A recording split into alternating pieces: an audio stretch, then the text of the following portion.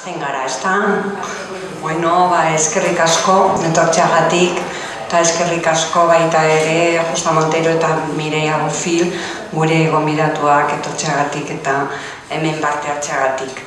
Gaur izango da urrezko brotxea, emango diogu amaiera jardunaldiei.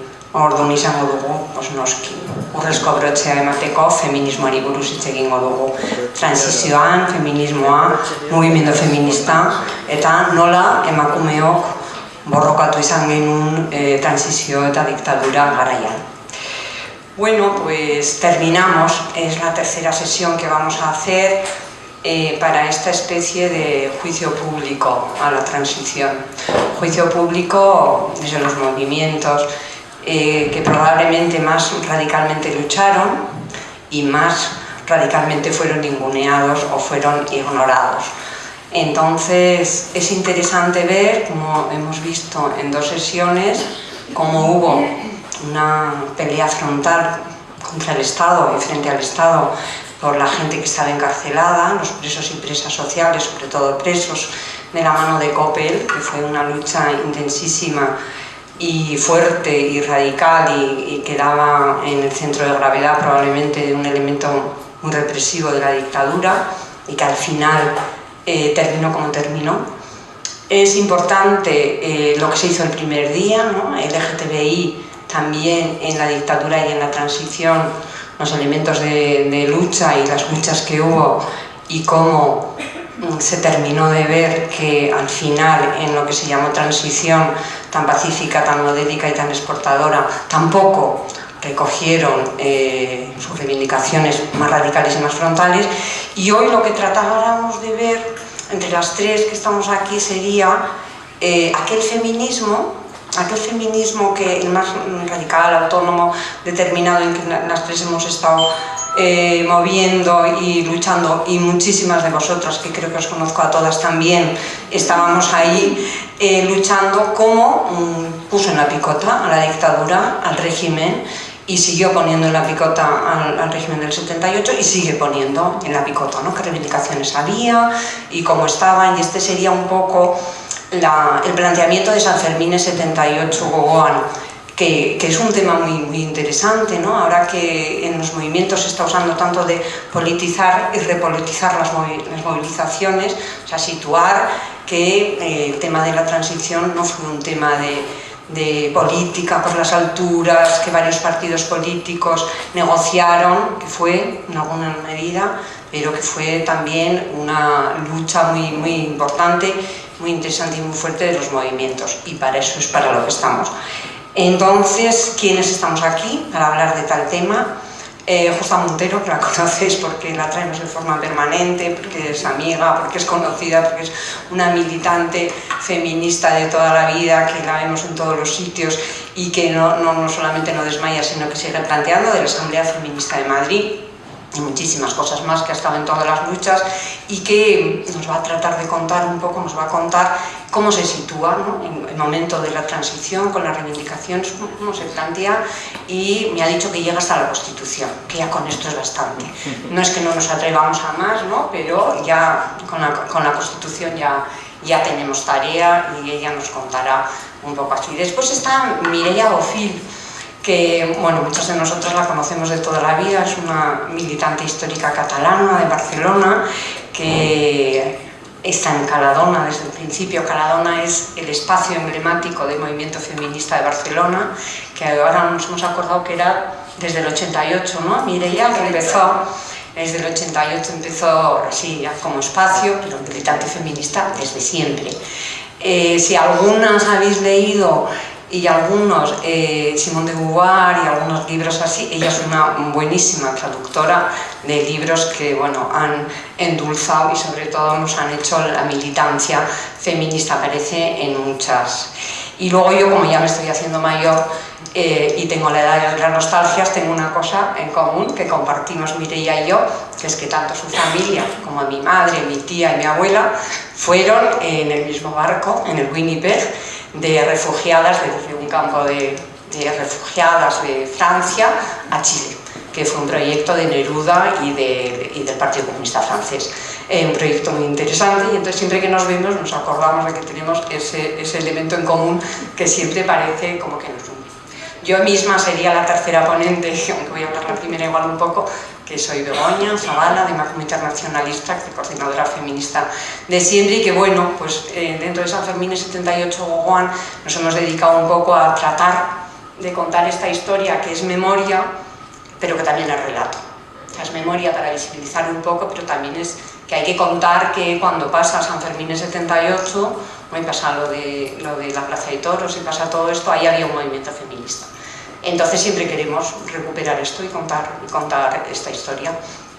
Entonces un poco la intervención que yo iba a hacer un poco al principio es una cosa un poco genérica de contar cómo el movimiento feminista, cuando nace ese movimiento autónomo en el año 75, fundamentalmente en el año 75, con las asambleas, con este nuevo movimiento, me encuentra con una ingente tarea de salir a pelear la calle, de salir a pelear el protagonismo de la lucha contra la dictadura, de salir a organizarse y a ver qué era lo que se podía reivindicar y plantear. Pero yo, por esto de que Amaya ha visto que yo soy abogada, me ha dicho, tú cuéntalo de las leyes.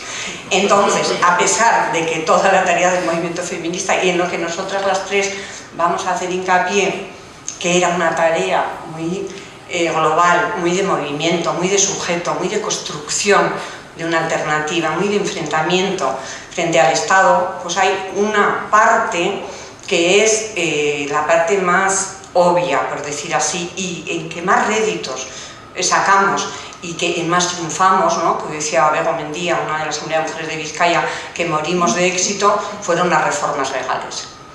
Era, por supuesto, nos lo atribuimos nosotras, todo lo que se consiguió reformar, el Código Civil, el Código Penal, todo tipo de leyes, todo tipo de planteamientos, nos atribuimos la fama y el decir, hemos ganado porque hemos modificado todas estas leyes, pero es que aquello era tan decimonónico que es que si no se reformaban esas leyes no entrábamos a la mínima homologación de lo que serían los países democráticos de Europa, de corte europeo o de nivel internacional, ¿no? Entonces, por un lado era una apuesta, vamos a decir que casi segura, porque no se podía mantener que existiese un código civil donde en el artículo 1263 dice que no podrán firmar contratos ni tienen capacidad de consentimiento los dementes, los locos, los menores y las mujeres casadas. Eso no era de recibo, mantener que una mujer casada no tenía capacidad para firmar. Entonces hubo un primer momento de legislación muy importante que duró mucho tiempo para lo grave que era, porque la legislación de divorcio se consiguió en 1981, la primera legislación de aborto de IBES muy limitada en el 1985, pero por lo menos hubo todo ese tiempo que se hicieron reformas legales que eran obligadas, como si algún día conseguimos hacer aquí unas reformas en que la gente inmigrante puede tener derechos, aunque no tenga la nacionalidad española. Es de ese pelo de gorda la modificación que se hizo, ¿no? Entonces, ¿cuál era la situación y qué se modificó?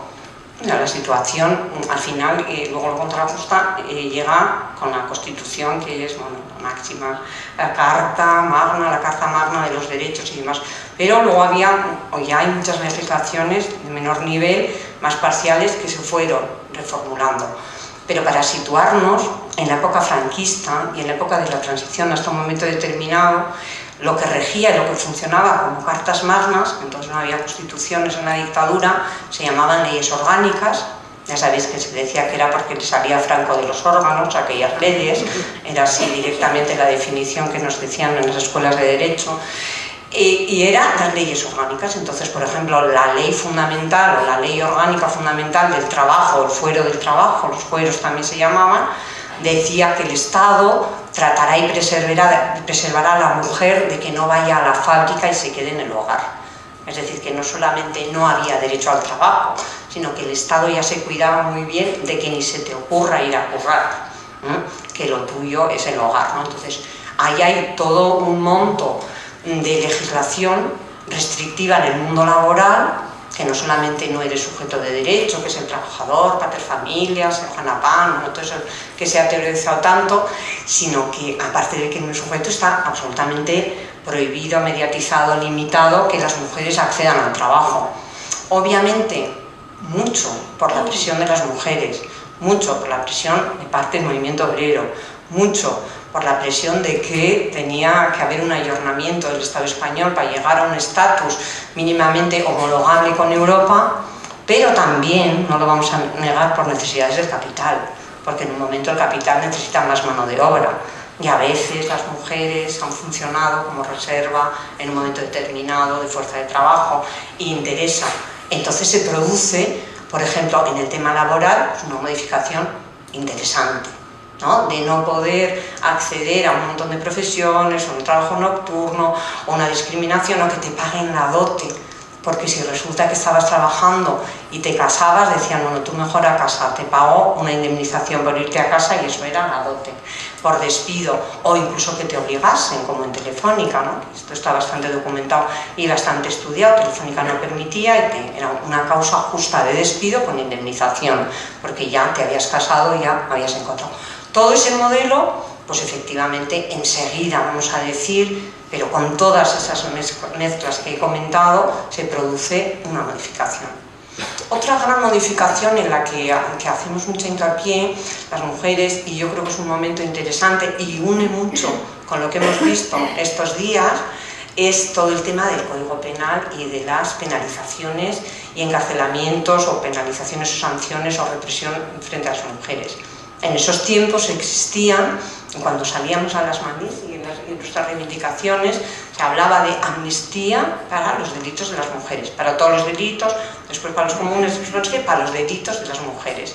Existían delitos específicamente femeninos y había 300, nos decían, 400 mujeres encarceladas que podían estar cumpliendo condena, 300 y pico se dio en un momento esa cifra, en la dictadura, al final de la dictadura, que estaban encarceladas porque habían cometido adulterio, o sea, tener relaciones sexuales con otra persona, con otro señor que no era tu marido, esto ya solamente, tener la relación ya era un delito para la mujer, mientras que el hombre, por ejemplo, tenía que tener manceba fija, que se llamaba, es decir, tener una querida mantenida, conocida y con relación permanente para que fuese para el delito. O sea, aparte de que ya tiene tela, que sea delito, el tema de tener relaciones sexuales fuera del matrimonio, ¿no? Como si fuese un confesonario que haya esa diferencia, y había mujeres, bueno, y os acordáis de muchísimas campañas que hicimos, que en este movimiento, que luego hablaré en ellas, que fue tan, yo creo que tan novedoso y tan agitativo, decíamos, yo también soy adúltera, condenaron a una mujer por adulterio, le quitaban las criaturas, no había un problema. Entonces ahí fue todo una movilización también y una reivindicación, porque no se podía consentir que un código penal condenase a las prostitutas, a las mujeres adúlteras y a las mujeres que les practicaban abortos. Y además los anticonceptivos estaban en el Código Penal, porque no teníamos mujeres que estaban en la cárcel por eso, pero es decir, que era un Código Penal con un sesgo ya de género y sexista impresionante. Eso también se consigue, porque eso Europa no lo homologa, ¿no? Este tipo de Código Penal. Esta es otra gran rama de modificaciones legales que se consiguen. Después está toda la vertiente del derecho civil, ¿no? Que empieza, he estado repasando unos datos y lo hemos estado comentando y viendo cómo empieza el Código Civil, que es de 1800 y pico, el Código Civil español, que es absolutamente decimonónico y demencial. Pues ya en la época de la dictadura empiezan a plantear incluso las mujeres más pudientes, ¿no? Que tienen más o menos bienes, que es una situación esto de la licencia marital, que la mujer no pueda firmar contratos, no pueda ni siquiera ir a un trabajo, cobrar su nómina, no tiene capacidad, ¿no? Los tontos, los locos, los menores, y la mujer casada no tiene capacidad. Entonces, en el año 1958, Mercedes Formica, que era una mujer muy conocida aquí, porque era falange, era abogada en Madrid, pero una mujer muy rompedora, muy moderna, vamos a poner, ¿no? Como epígrafe, como epíteto, una mujer moderna, entonces empieza a decir, esto no puede ser, esta dependencia del varón, ¿no? Esto coincide con Carmen Nadal, en la novela Nada, con un montón de mujeres, vamos a decir ilustradas, ¿no? Que empiezan a plantear que esto no puede ser, y entonces hacen una reforma en el 1958 propiciada por ella. Hay realmente cierta sensibilidad de que no puede ser, y entonces hacen la reforma, poco mínima, y no quitan la licencia marital. O sea, siguen planteando, hacen la reforma, pero la licencia marital en el 1958 sigue planteándose. Y en la exposición de motivos, que es como una explicación de por qué hacemos esta ley, dicen no podemos, no se puede quitar la licencia marital, porque esta en realidad es reflejo de una realidad que está basada en la unidad de la familia, la autoridad única que pertenece por historia, por religión y por naturaleza al marido. Y directamente no lo quitamos porque la naturaleza, la religión y la costumbre ha hecho que tenga el marido esto. Y entonces terminan llamándole la reformica, porque como era de Mercedes Formica y era tan pequeña, bueno, muy navarro el término, ¿no? La reformica. Entonces en el 58 ya se empieza a pensar que esto, bueno, ya enseguida Naciones Unidas va a reconocer, o sea, ya se va a empezar el Estado español dentro de unos años a tener cierta existencia en el mundo mundial, y entonces necesita un poco de modificaciones. Con lo cual las modificaciones luego en el 75 se van moviendo, es decir, que todas estas modificaciones tienen que ver, muchas modificaciones legales, con un planteamiento que viene de hacer una homologación con los estados europeos y con la Comunidad Económica Europea, que entonces no era tal, pero con todos los llamamos los países occidentales democráticos. Y así se van reformando un montón de cosas. ¿Qué hacíamos desde el movimiento feminista? Bueno, plantear una cosa que era completamente distinta a esto. O sea, lo que nosotros planteábamos era la mujer como sujeto de derechos, ¿no? Ya recogiendo a Lana Haren, ¿no? Pues desde que lo importante no solamente es tener derechos, que es muy importante, sino ser sujeto de derecho, tener capacidad de tener derechos. Eso es lo importante, ser un sujeto que puedas efectivamente tener derechos propios y no derivados, como la seguridad social, del marido y demás. Entonces, en ese sentido, sí que efectivamente se hacen, se consiguen, se logran, se transitan un periodo muy importante que tiene una modificación legal importante. Dicho esto, y además que se planteaba en todos los sitios, lo que eran las reivindicaciones más importantes, más radicales, más frontales, son las que no se recogen, pero sí que se recogen parcialmente ciertas modificaciones. Por ejemplo, del aborto no se recoge, tenemos los famosos juicios de Basauri, llegan al 85 y hacen una despenalización parcial en ciertos supuestos de las interrupciones voluntarias del embarazo, pero no existe como un derecho. Después ya se va teorizando de otra forma. Los derechos sexuales y reproductivos, que ni siquiera estaban reformulados, por lo menos se despenaliza el que la receta de mandar anticonceptivos, que era delito, solamente recetar anticonceptivos, la expedición de una receta, ya eso estaba en el Código Penal. Es decir, que lo más grueso se va quitando, pero cosas tan elementales como el divorcio a decisión de una de las partes sin culpabilidad no se consigue ni siquiera en el 81. En el 81 sale la primera ley de divorcio, pero es un divorcio culpable, que tienes que demostrar que una de las dos partes ha incumplido obligaciones importantes dentro de la relación matrimonial. Es decir, que se empiezan a conseguir cosas. Entonces, toda esta vía reformista, desde luego existe, desde luego es importante, desde luego tiene mucho que ver con el movimiento feminista, porque si no, y con las reivindicaciones que hay, porque si no, no se hubiese conseguido ni siquiera eso, pero también tiene mucho que ver con la situación internacional. Entonces, digamos que nos situamos en un momento en el que se han recogido y se han conseguido un nivel interesante de reivindicaciones, que vamos a decir que ya podemos empezar a estar, y de eliminación de prohibiciones, de que las mujeres ya pueden acceder a más trabajos, y podemos estar en una situación en la que bueno, ya podemos pelear y ya podemos plantear sin que lo que hagamos sea delito, pecado o que esté condenado por la moral o por las tradiciones o por las costumbres. Y ahí es donde yo creo que llega el momento de la Constitución y donde realmente empieza la aventura feminista bien fuerte. Ahí es cuando empezamos a decir que lo que queremos son estas otras cosas que nos van a comentar Justa y Mireia.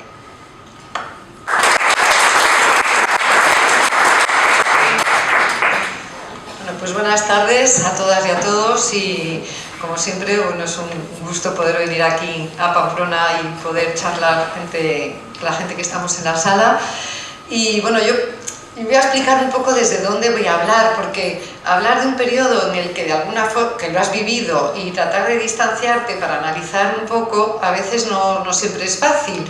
Entonces, bueno, yo voy a explicaros que yo en ese momento, en los años finales de la dictadura, y digamos el inicio del periodo de la transición, yo estoy estudiando en la Universidad en Madrid, Ciencias Económicas, y participo dentro de lo que es el movimiento estudiantil. Eso me lleva a contactar con, en concreto, la gente de la LCR y a empezar a militar en la LCR y a participar en una asociación que se crea entonces en los años, nunca me acuerdo si es el 73, creo que es el 74, que se llamaba la Asociación Universitaria para el Estudio de los Problemas de la Mujer. O sea, imaginaros las siglas y el nombrecito de la asociación, pero bueno, era todavía en momentos de clandestinidad.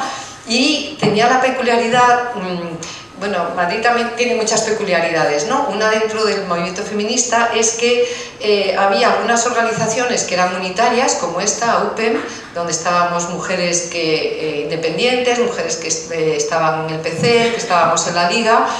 También había otros grupos, pues el Frente de Liberación de la Mujer, pero en Madrid tuvo mucho, y era raro estos espacios unitarios, porque Madrid tenía en esos momentos mucha fuerza lo que eran las organizaciones directamente vinculadas a partidos políticos, cosa que en otros territorios no tuvo ese peso, o no, ni tan siquiera existieron, ¿no?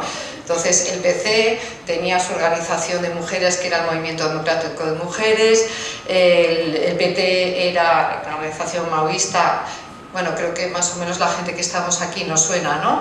Era la Asociación Democrática de Mujeres, la ORT era la Unión de Liberación de las Mujeres, es decir, que había una concepción por buena parte de la izquierda del movimiento feminista, no desde el respeto de su autonomía, sino desde organizaciones directamente vinculadas a los planteamientos políticos de dichos partidos. Entonces, bueno, yo me sitúo desde el principio en este tipo de organizaciones, que son organizaciones, pues primero en la universidad, después en un barrio, después ya la Asamblea Feminista, que son organizaciones del movimiento autónomo y organizaciones unitarias.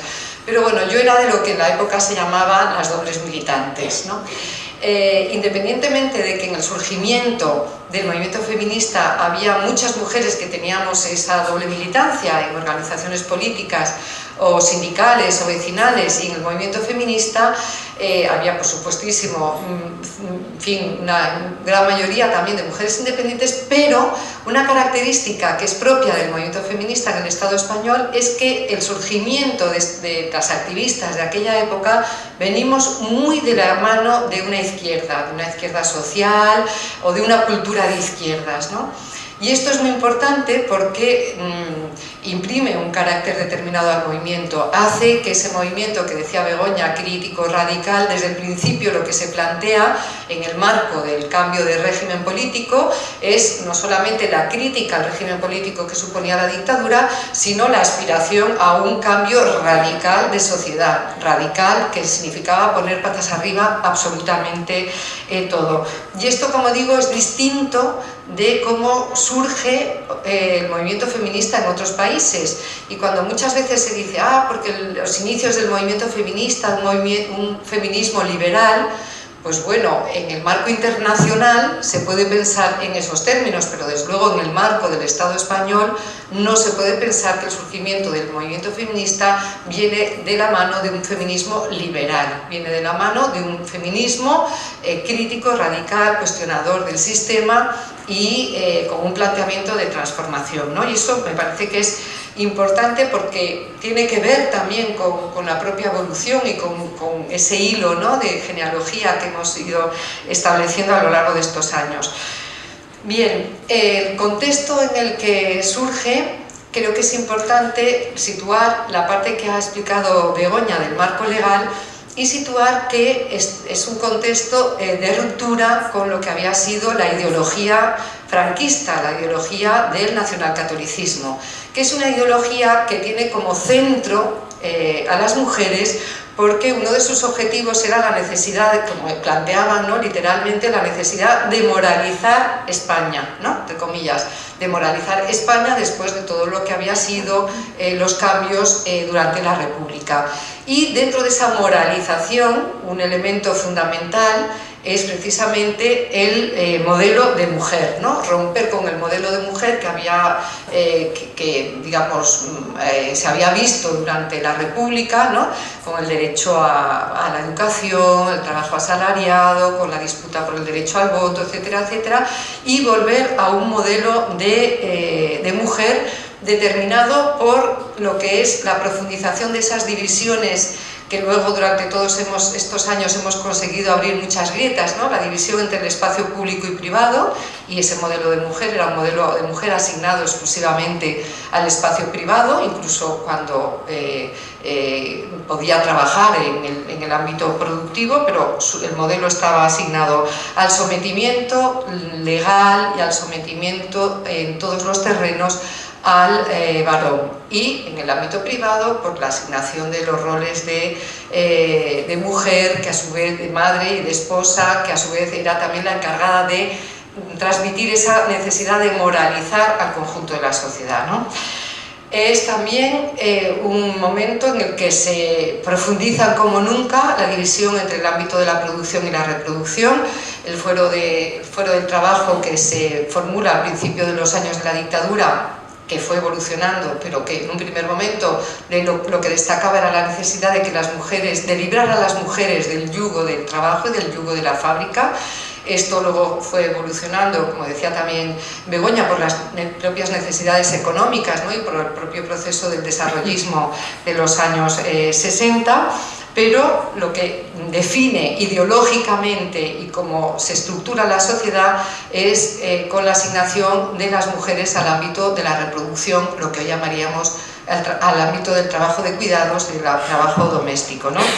Hay datos, por ejemplo, que son tremendos, ¿no? En el 75, no estamos hablando del 50 o del 60, no, en 1975, 2 de cada 3 mujeres que trabajaban asalariadamente en el ámbito de la producción dejaban el trabajo al casarse.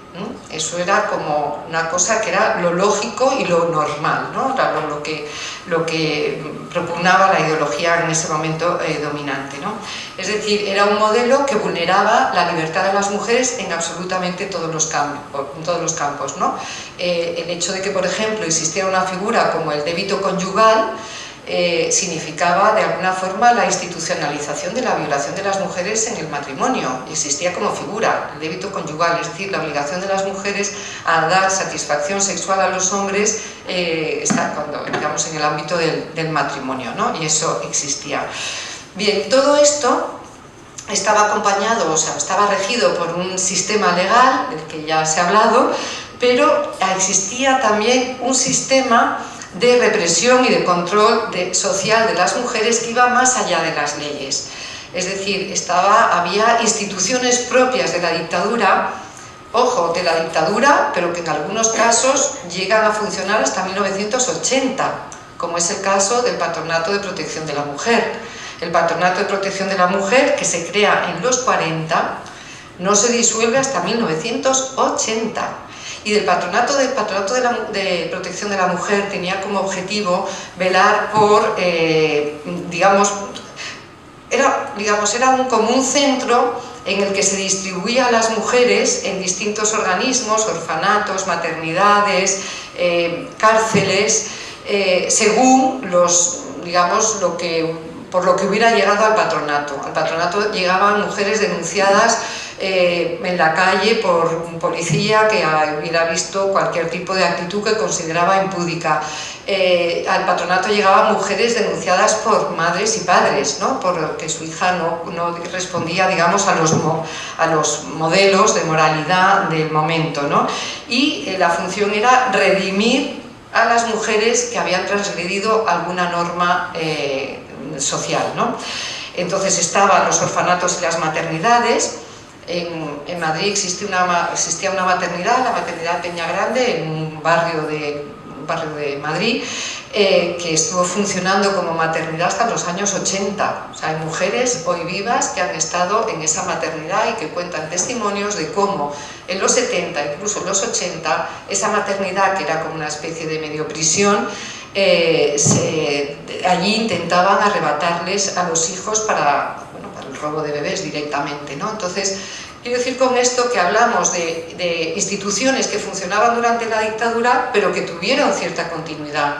Y esa continuidad es importante no solamente por el hecho en sí físico de que existiera esa institución, sino porque eso seguía operando ideológicamente en la sociedad, ¿no? En estos centros del patronato estaban mujeres entre los 16 y los 20 años. Por otro lado estaba como otra institución la sección femenina, que dependía de Falange, como todas y todos sabéis, que era una institución fundamental para el adoctrinamiento ideológico de las mujeres. Y la sección femenina se disuelve en el 77, o sea, funciona desde 1934 hasta 1977, o sea, ha muerto ya Franco y en pleno proceso de la transición, ¿no?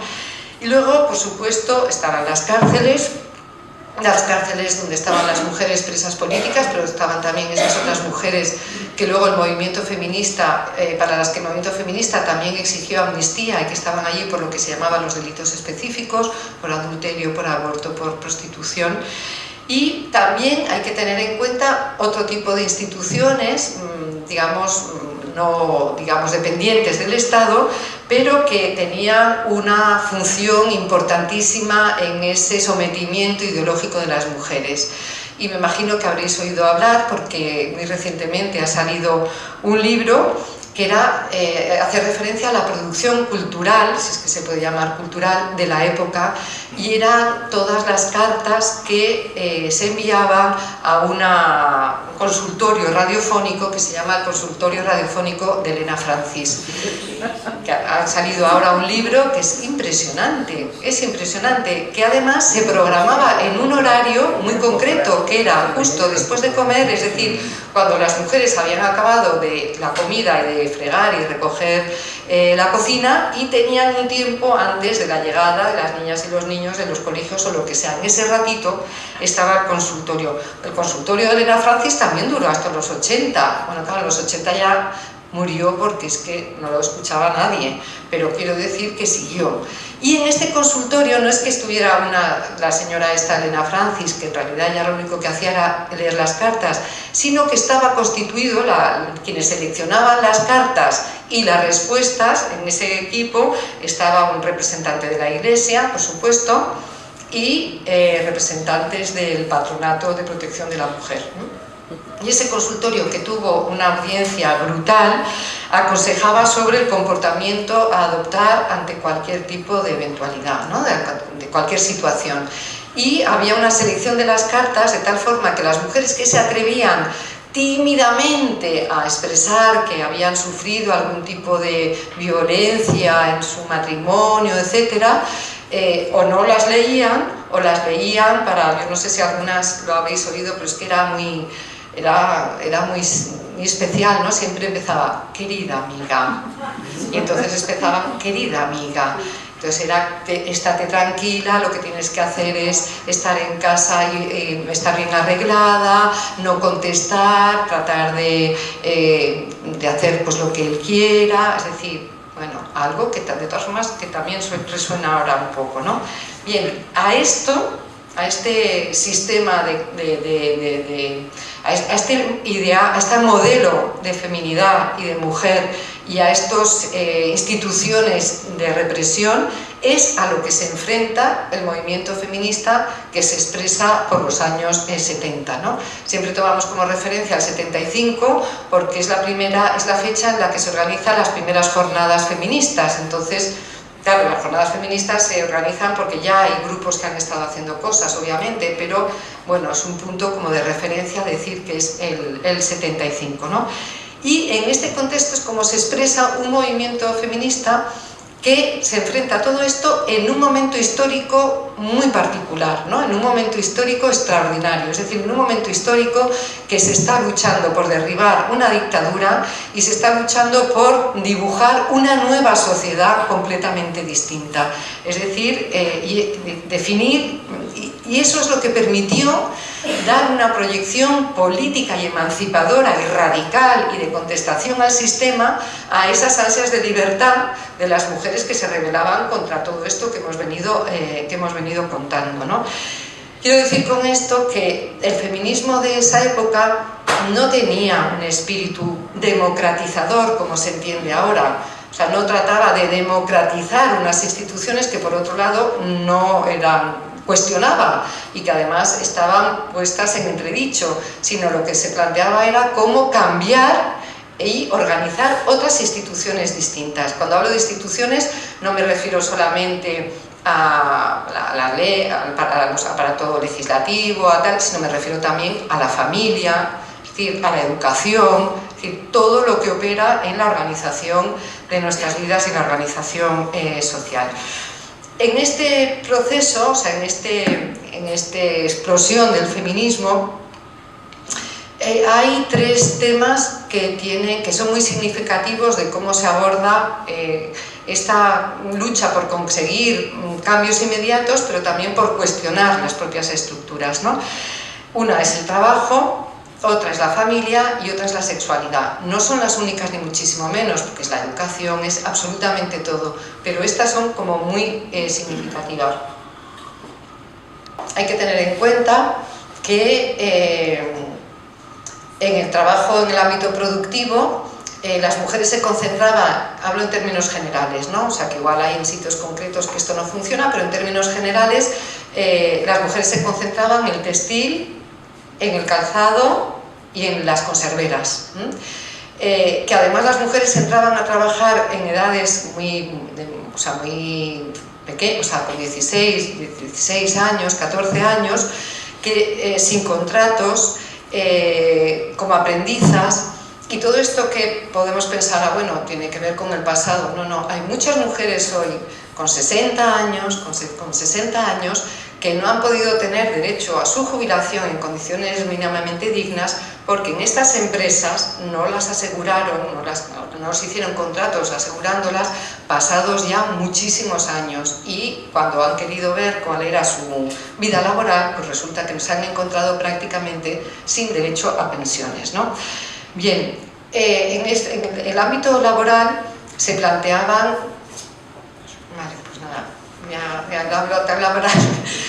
hubo luchas muy importantes que se confrontaban a un doble poder, que era el poder de los empresarios y el poder también de los padres, fundamentalmente, porque como decía eran mujeres muy jóvenes, porque existía un control, como el ámbito en el que estaban, digamos, definido el papel de las mujeres es el ámbito de la casa, eso se consideraba como algo subsidiario completamente, ¿no? Entonces el control del salario, el control de los horarios, el control de la participación en huelgas o no, eso era algo que formaba parte de la propia lucha de las mujeres. Bien, voy a pasar entonces, porque me queda poco tiempo, a señalar, porque ahora retomaré esto con el tema de la Constitución, a señalar que había también, el feminismo se confrontaba a otro tipo de obstáculos, no solamente al de la Iglesia, la derecha, etcétera, etcétera, sino también dentro de la propia izquierda, ¿no?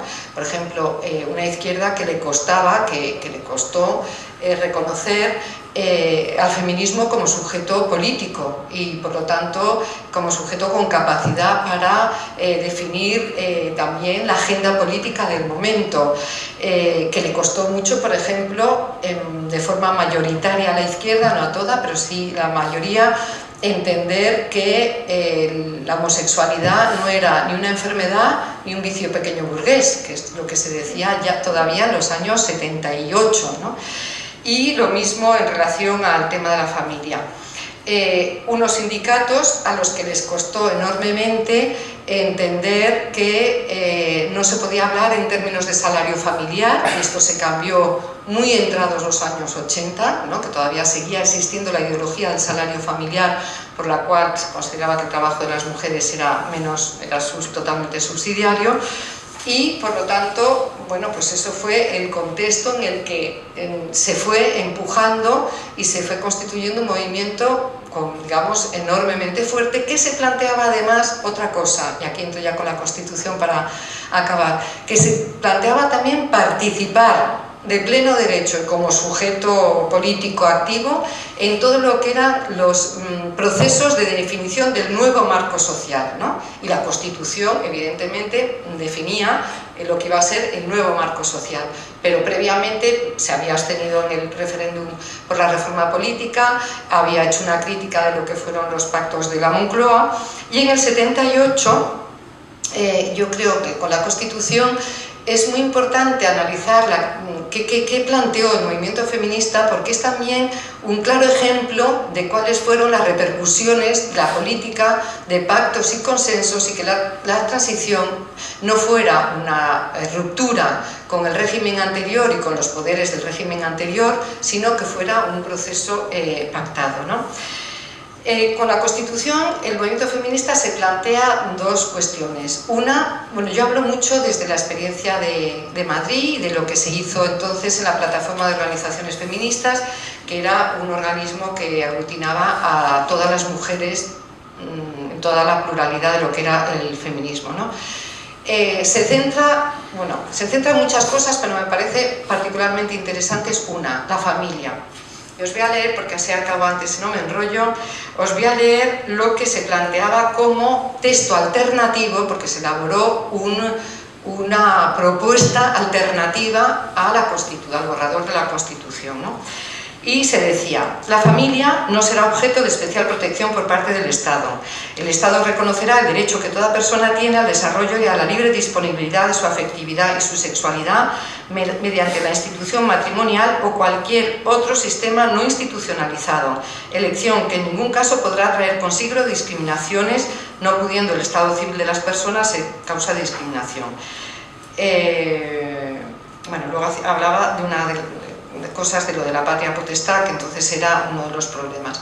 Lo mismo con la educación. En la educación el feminismo hace una apuesta clara por una educación laica, no sexista, pública, y lo contrapone a lo que luego sería lo que refleja la propia Constitución, ¿no? Igual que la familia, ¿no? Esto es lo que se planteaba, pero la Constitución lo que consagra es la familia tradicional, etcétera, que es en torno a lo que se van luego a desarrollar los derechos, ¿no? Y lo mismo con respecto al aborto. Fijaros que con lo del aborto es importante porque con toda la batalla que hemos tenido y que tenemos, la propuesta que había por parte del movimiento feminista era: toda persona tiene derecho a la vida. Esto finalmente no se acepta, o sea, no se acepta, y lo que queda finalmente es: todos tienen derecho a la vida. Ese todos tienen derecho a la vida es lo que hace que se haya devuelto por inconstitucional cualquier tipo de planteamiento más abierto del derecho de las mujeres a decidir en cualquier momento del proceso de su embarazo. Entonces, de toda persona a todos tienen derecho a la vida, pues resulta que es que traemos una pelea de hace años que es impresionante. Pero luego, ya con esto acabo, hay otras tres cosas importantes que no se reflejan en estas propuestas alternativas, pero que forman parte de lo que era el planteamiento del movimiento feminista, y que además es un ejemplo muy claro de lo que son las trampas de ese consenso, y es todo lo referente a la Iglesia. Se afirma la confesionalidad del Estado en la Constitución, pero ya sea antes de la aprobación de la Constitución ya se había estado negociando por parte del gobierno de UCD los acuerdos con la Santa Sede, unos acuerdos que se ratifican a las pocas semanas, en enero, ¿no? A finales en enero del 79, o sea, no llega ni a un mes después de la Constitución. La ratificación de estos acuerdos con la Santa Sede supone que hasta la fecha de hoy la Iglesia siga teniendo las prebendas que tiene en el terreno fiscal, en el terreno educativo, en el terreno de la subfinanciación, que tenga, digamos, que incluso recientemente el Constitucional haya avalado la financiación a colegios e institutos que segregan por sexo en los centros, ¿no? O sea, tiene que ver con con esa constitución y con esa transición. Lo mismo tiene que ver el aparato judicial, no me da tiempo de explicarlo, si luego podemos entrar, y lo mismo tiene que ver también con el pacto de silencio en relación a la memoria histórica, ¿no? Con relación, en el caso de las mujeres, la memoria de todas las resistentes a la dictadura, las mujeres encargadas de cuidar los presos, a sus familias, las trabajadoras esclavas en su casa, fundamentalmente dedicadas a la costura, las mujeres que han tenido bebés robados, las presas, etcétera, etcétera, ¿no? Eso es otro de los elementos que hoy estamos viviendo, que tienen que ver con esa transición, que no fue una transición que rompiera con el aparato de Estado anterior. Solamente para acabar, desde mi experiencia política, ese momento en que creímos que podíamos construir una sociedad radicalmente distinta y que luego vimos que no fue así, ¿no? Que nos la vendieron, fue un momento clave. Para el movimiento feminista, sabéis que después de la aprobación de la Constitución se habló del periodo del desencanto, ¿no? Periodo del desencanto precisamente por las aspiraciones y las expectativas que se habían puesto en este proceso y en lo que había quedado, y yo creo que es importante rescatar que, pese a que eso tuvo cierto impacto en el movimiento feminista y se tradujo en las famosas jornadas feministas de Granada del 79, inmediatamente después fueron las movilizaciones en defensa de las 11 mujeres de Bilbao, que fue una de las movilizaciones duraderas, más importantes, de un impacto social y político impresionantes, y que volvió a reunir a todo el movimiento feminista. Yo creo que, por lo menos para mí, el 15M fue también otro momento clave en la posibilidad de pensar y de soñar en otra sociedad, en un cambio importante. Y bueno, pues estamos en la situación que estamos, que ya hacía un año que hablaba, es importante que se abra un proceso constituyente, y ahora estamos como un poco alarmados y preocupados por ver cómo seguimos peleando y tirando hacia adelante en un momento con un contexto que se nos avecina bastante difícil, ¿no? Pero bueno, creo que en todos estos momentos, en la transición, en el momento del 15M y ahora, el movimiento feminista juega un papel fundamental, como estamos viendo ahora mismo, y el protagonismo que tienen las movilizaciones del 8M. Así que yo creo que podemos decir que el movimiento feminista realmente es un principio de esperanza social y políticamente para todas y todos.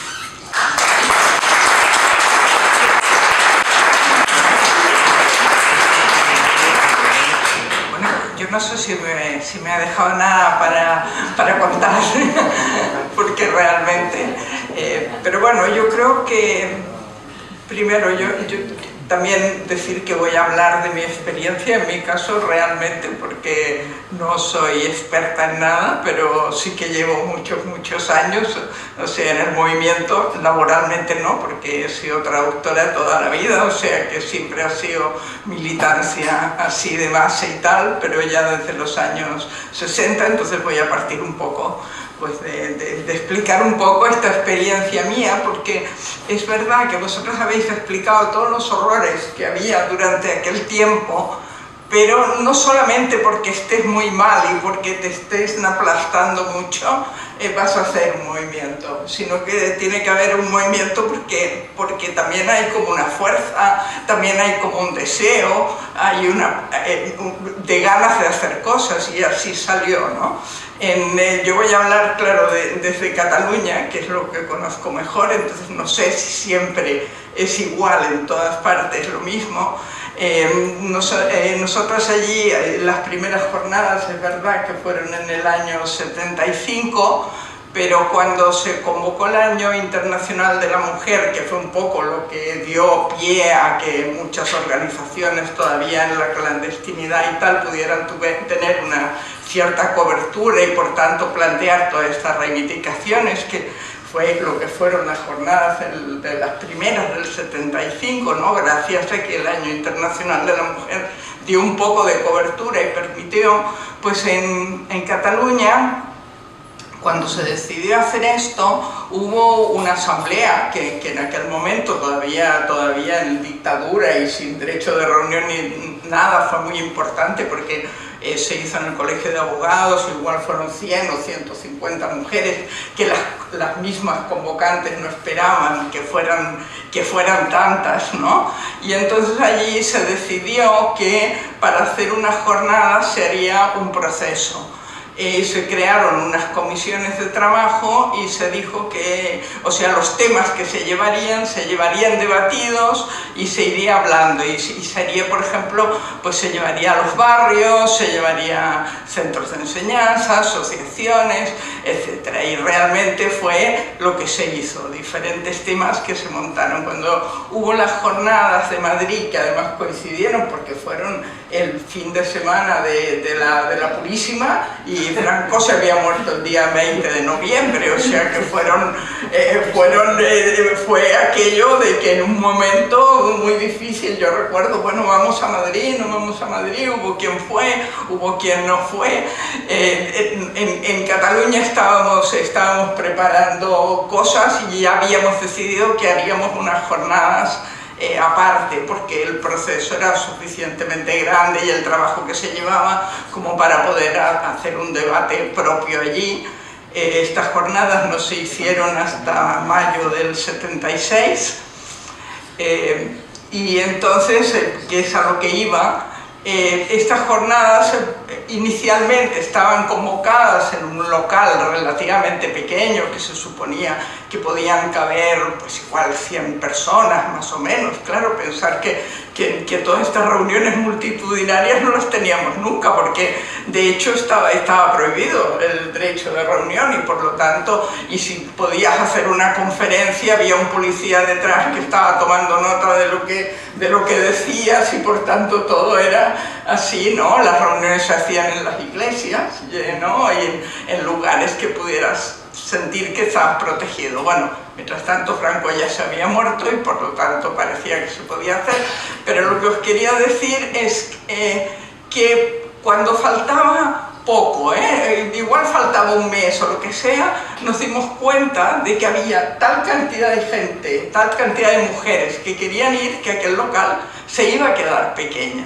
Y entonces se consiguió que el rector de la Universidad de Barcelona cediera el Paraninfo de la universidad, que ahora si vas tampoco es tan grande, pero de todas maneras era mucho más grande, porque cabían 400 o 500, que entonces se dijo que habían sido 4000, pero en realidad es sumando, ¿no? 4 días a 500, mañana y tarde, al final salen las 4000, ¿no?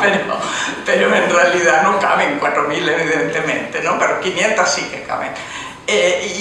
Bueno, y yo a lo que iba, ¿de dónde salieron tantas mujeres? ¿De dónde salieron?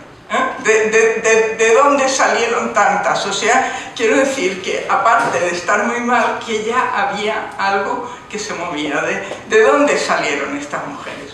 Por una parte, de los barrios, de la lucha de los barrios, porque de los partidos políticos sí, pero también es cierto que a pesar de todos estos horrores que hemos explicado los partidos políticos de izquierdas no se preocupaban mucho de poner en sus reivindicaciones todos estos temas.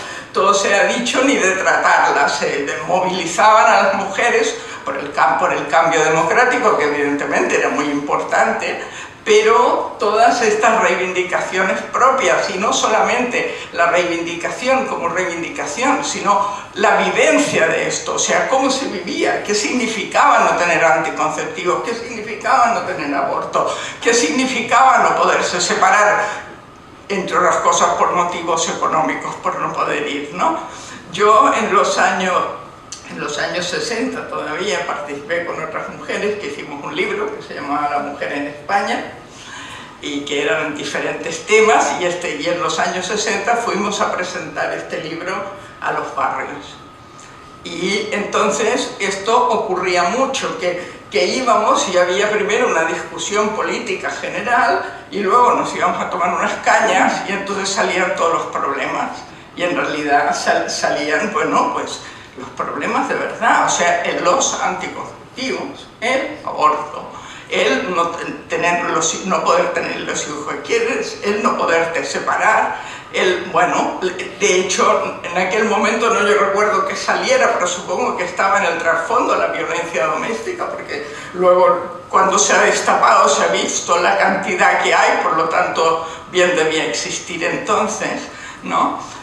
Y al menos en Cataluña esto va ligado a una cosa que entonces no le dimos mucha importancia. Claro, Cataluña es un país de inmigración. En los años 60, con el desarrollismo, hay muchísima inmigración y todas estas personas que vienen de otras partes de España pues se tienen que instalar. Se les instala en barrios periféricos sin servicios, sin calles prácticamente, sin transporte, sin nada. ¿Y quién lleva la lucha para mejorar estos barrios? Las mujeres. Las mujeres, principalmente las mujeres. O sea, no quiero decir, evidentemente, las organizaciones de izquierdas están, pero ¿quién está allí cada día? ¿Quién está cortando la calle para el semáforo? ¿Quién está luchando para que le pongan una escuela? Eran mujeres, eran muchísimas. De allí salieron muchas de las mujeres que luego estuvieron en las jornadas, ¿no? Estas eran unas. Y luego hay otra cosa, porque también tiene que ver con el desarrollismo, que evidentemente la sociedad cambia. O sea que estas cosas que tardan tanto en cambiar se van convirtiendo como en una especie de corsé que tienes puesto. O sea, yo sí que recuerdo que finales de los años 60, principios de los 70, ya había unos sectores que vivían de maneras completamente diferentes. O sea, que no es que todo el mundo, ¿no? Y entonces hay una contradicción muy grande entre cómo se va viviendo, entre ya modelos que vas teniendo, cosas que van llegando. Igual en Cataluña la influencia, por ejemplo, de Francia llega más, porque la lengua es parecida, porque tenemos la frontera ahí mismo, y bueno, y hay más sectores. También el desarrollismo trae que haya más gente, bueno, que haya una clase media que pueda. Por ejemplo, también cambia la educación, el acceso de las mujeres a la educación. Mirad, en estos años del desarrollismo, yo me acuerdo, cuando yo fui al instituto a principios de los años 60 en Barcelona, e institutos públicos había 4 o 5. 3 de chicos y 2 de chicas o algo así. A principios de los 70 ya había 20 o más. O sea, por ejemplo, es que las chicas no hacían bueno, ir a la universidad. Yo estudié económicas y en mi curso de 100 éramos 10 chicas y todo lo otro eran chicos, y en los cursos superiores igual, o sea, éramos 4. Y en cambio cambia mucho, por otra parte también. Imagínate cómo es la universidad ahora, de masiva, y entonces eran muchas menos. Y hay un cambio muy grande, entre los 60 y los 70 hay un cambio muy grande, y entonces, claro, hay una conciencia, esto se convierte en un corsé. Bueno, esto por una parte, y entonces yo la vivencia que tengo es que estas reivindicaciones como de reformas, que son muy importantes y que en realidad ya quedaban como pequeñas o como cortas, porque lo que se quería era cambiar la vida. En los grupos de mujeres que se van formando, o sea, se habla más de relaciones y de cómo queremos relacionarnos de una manera distinta y cómo queremos montar formas de vida distintas. Se habla más de eso que no de las leyes. De las leyes se habla cuando tienes que hacer una charla para movilizar a la gente, pero luego hay este pozo. Yo siempre hablo de esto, y bueno, y como que ya además lo otro ya está cubierto, porque ellas lo han cubierto sobradamente.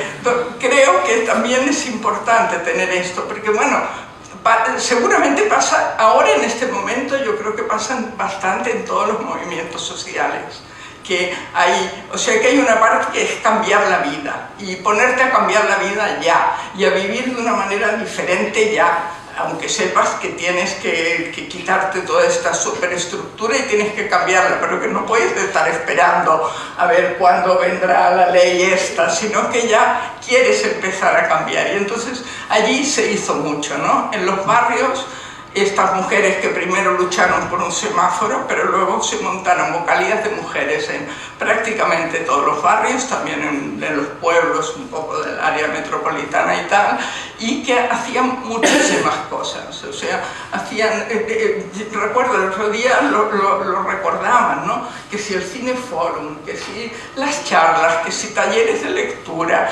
que al mismo tiempo también había la parte de protección, que si la asesoría jurídica, pero si también explicaban, ¿no? Y yo tengo un par de libros que además lo explican, que se crearon grupos de defensa y que cuando las mujeres que tenían para los temas de maltrato y una mujer que se tenía que marchar y tal, pues estas mujeres iban y las ayudaban, porque por ejemplo estas mujeres huían de su casa y claro, tenían todas sus cosas dentro. Y entonces en uno de estos libros unas explican cómo fueron y iban a las casas y las ayudaban a recuperar sus ropas, porque entonces los maridos, claro, si veían un grupo de 10 mujeres aguerridas y tal, pues ya no se atrevían. Quiero decir que había todas estas acciones. Luego otra cosa que fue muy importante y que luego también fue importante para el tema del aborto, que no es solamente hacer un manifiesto y tal, fueron los centros de planning y los centros de asesoramiento, o sea, grupos de mujeres en las vocalías y fuera de las vocalías montaron centros donde se ofrecía información sobre anticonceptivos, se podían ofrecer anticonceptivos, se ofrecía información sobre cómo ir a abortar a otros países donde era posible y no podéis imaginar lo importante que era esto.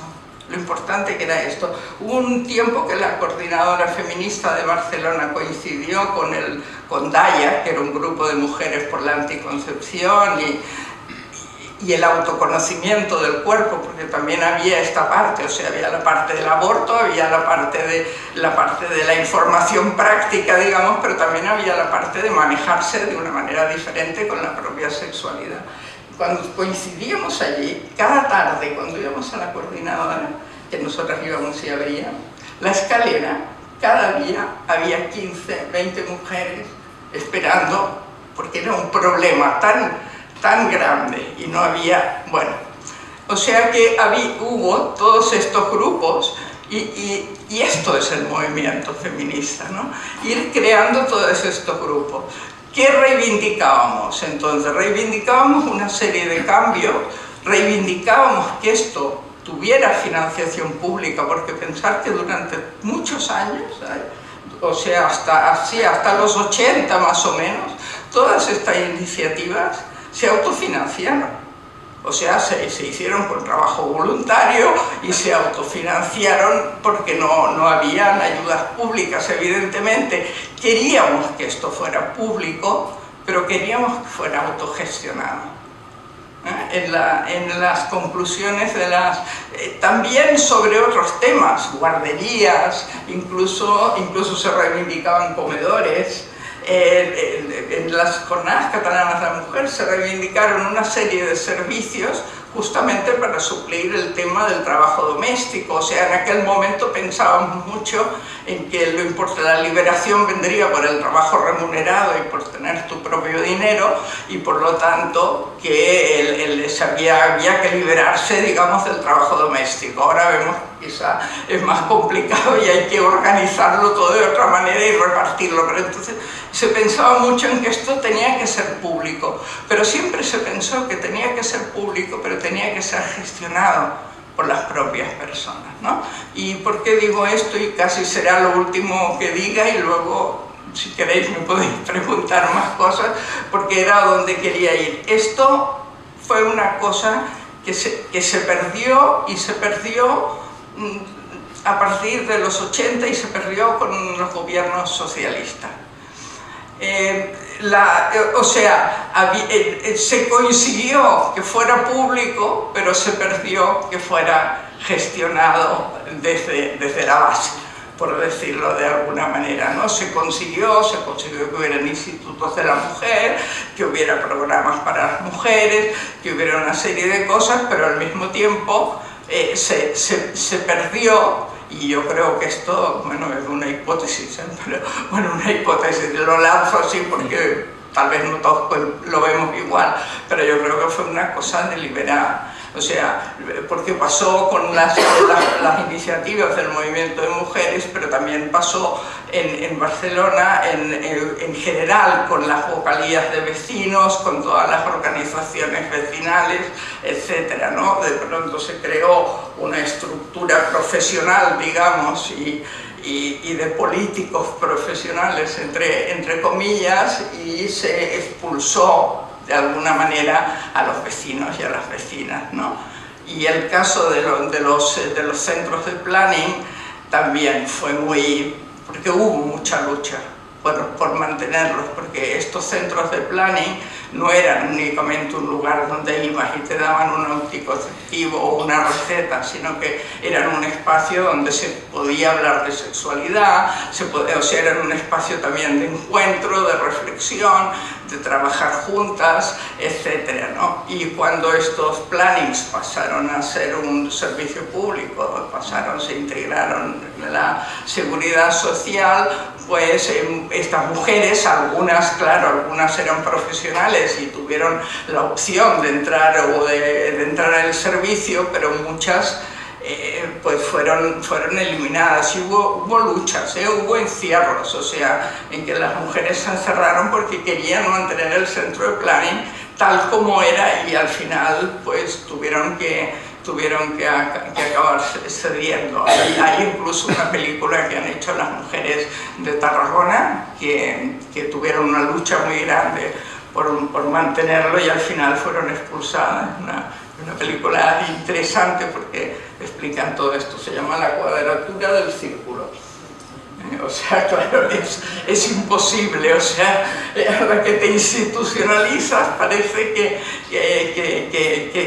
que todo desaparece, ¿no? Y pues ha pasado también con lo que era la atención a las mujeres pues, víctimas de violencia, etcétera, que también desde un trabajo que se había ido haciendo desde la base y de una manera como muy cooperativa, en la cual las mismas mujeres que habían sido ayudadas luego participaban y se quedaban, y claro, cuando esto se ha ido institucionalizando también ha ido desapareciendo, lo que pasa es que algunos grupos a pesar de todo se han mantenido. Nosotros en Caladona tenemos el grupo Tamaya y la verdad es que las mismas instituciones derivan mujeres porque claro, el tipo de atención no es el mismo que se puede dar en otros sitios. Entonces, para tener una conclusión, yo creo que ahora es parecido en que el movimiento feminista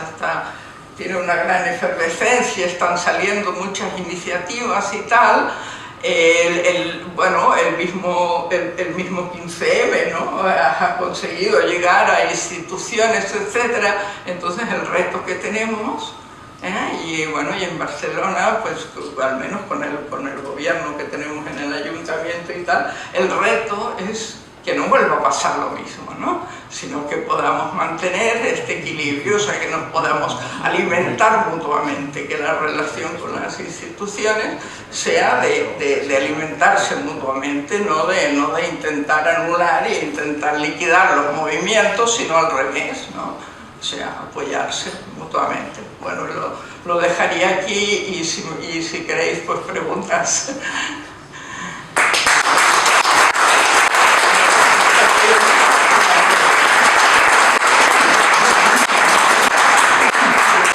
Tres minutos para cerrar el círculo y empezar el debate. Me ha tocado esa cosa horrorosa de contar lo de la ley, ¿no? Que es bastante pesadita y además todo el mundo le parece súper obvia, con lo cual quedas fatal y eso. Entonces ahora voy a hacer una cosa que es mucho más bonita y más interesante, que es efectivamente, como ha comentado Justa y como se ha comentado un poco, existe un control formal de las mujeres, ¿no? Que es la ley. Entonces hemos visibilizado las reivindicaciones.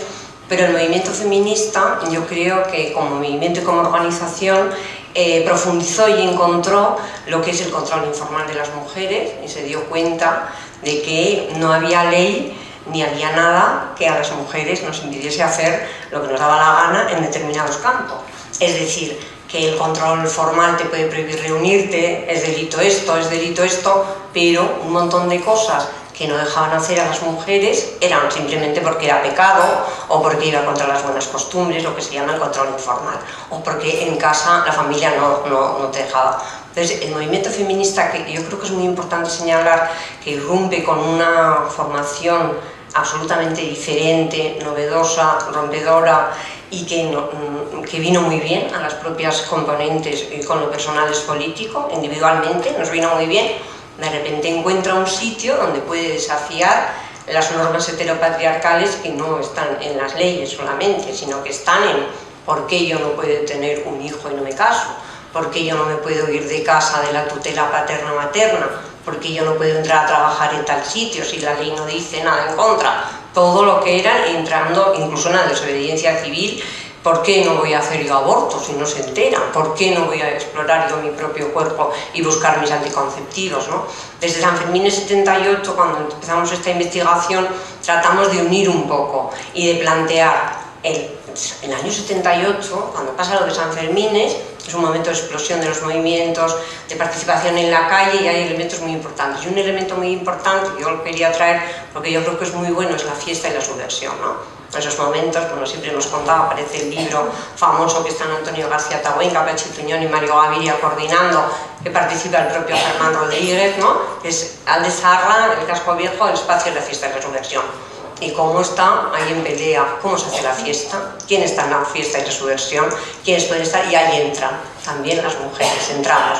Y yo, que venía de fuera, me encuentro con que ahí hay una organización que se llama EMAN, Emakumeen Askapenera Mugimenduan, Movimiento para la Liberación de las Mujeres, que aparece cuando van a poner unas manolas o las van a nombrar en la Plaza de Toros delante de 6.000 personas que hacen la gran fiesta de las peñas, y aparecen 4 bringadillas, supongo, 6, con una pancartica que dice Madrinas Cámpora, y empieza ahí todo un debate, a ver, las madrinas Cámpora, ¿qué es esto? ¿Por qué no pueden ser madrinas? Nosotras no somos mujeres objetos. Y ya para entonces, y es otro segundo elemento importante de la organización, el movimiento feminista en Euskal Herria es un movimiento hiperpolitizado. Tú en Euskal Herria, porque es lo que más conozco, y cómo estábamos. Es decir, tú leías el panfleto de AMI después de coordinadora feminista, y era desde la revolución hasta que caiga el poder, huelga general, hasta que caigan todos, tal, y después esto es importantísimo, y ahora que no hemos dicho todo, viene lo nuestro y 5 hojas más diciendo todo lo que queríamos, ¿no? Entonces hay una politización muy importante y hay un movimiento muy novedoso que empieza. Entonces toda esta pelea, que a veces contamos muy rápido de los partidos y lo que es mundo justa, que estamos en partidos de izquierda, es que es apasionante y se da en ese terreno. A ver qué partido, por mucho que no le gustase, de izquierda a izquierda, se atrevía a decirnos a nosotras que no nos podíamos organizar solas, por mucho que no le fuese, pues no tenía narices, para decir por así. Entonces aparece una nueva forma de organización, y yo creo que a nosotras nos salva la vida. O sea, a nosotras, a la gente que estábamos en ese momento de las jóvenes, personal y políticamente se nos aparece la Virgen, que no existía, pero ahí aparece en forma de yo soy una feminista, y entonces nos damos cuenta que podemos hacer lo que nos da la gana. O sea, muchas de las cosas que nos da la gana, que muchos son, ¿no?, limitaciones que tienen que ver con las costumbres, con la tradición, con la religión, pues se pueden hacer, que son pecado, pero ya está, porque ya nos vamos a la iglesia. Es decir, eso es muy importante. Y entonces quitamos muchas culpabilidades y se empieza a fortalecer y a organizar unas asambleas, unas coordinadoras, unos grupos de mujeres que son muy interesantes y que tienen algo que ver a veces con grupos de autoayuda, que tienen que ver con asistencia. Nosotros aquí también gestionamos un tiempo la Casa de Mujeres Agredidas, desde coordinadora feminista vía otra organización que hicimos. Se empiezan a hacer un montón de cosas, e incluso se empiezan ya no solamente a ir hasta allí a los abortos, los centros se utilizan también para ese tipo de cosas, los centros de orientación.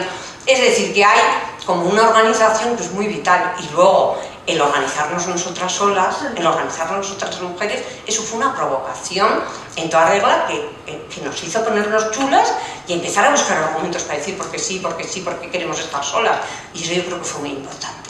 Fue muy importante porque además, como estábamos todo el tiempo y trabajando en alianzas. La primera manifestación que se hace aquí del 8 de marzo es en el 78. Aparecen todos los partidos políticos, todos, absolutamente todos, ningún problema. Todas las pancartas de todos los partidos, todo el mundo aparece. Pero la organización EAM y Coordinadora Feminista luego, y la vocalía de mujer de tal barrio, y el grupo de mujer siguen siendo grupos de mujeres y estamos discutiendo.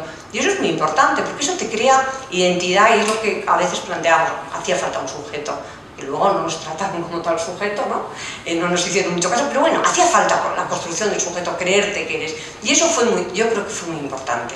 Entonces, esta otra parte que es saltarse el control informal de las mujeres, ver por dónde estaba, aprovechar las grietas de momentos que son, vamos a llamarlos prerevolucionarios, bueno, igual es mucho, pero vamos a tener la ilusión de que aquello podía ser, ¿no? Que íbamos a terminar con la dictadura y que son momentos muy interesantes porque puedes aprovechar muchas grietas para hacer muchas cosas que ahora incluso casi te retrotraes hacia atrás, ¿no? O sea, las narices que tiene el texto de contra la familia no tendrá ningún privilegio, no tendrá tal, sabiendo que nosotras salimos beneficiadas con un planteamiento así. Ahora, a ver quién te lo dice.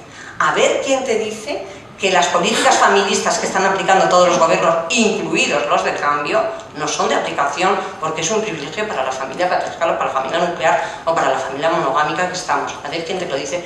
Nosotras decíamos, la familia no tiene por qué tener privilegios, nosotras hacemos lo que nos va a dar, y para privilegios que se vayan a otro sitio. Eso es muy interesante porque era, ¿no? O los análisis de familia, o sea, yo creo que ese periodo fue interesante porque como que se trabajó mucho, bueno, y esto era para compensar el rollo legal que se daba.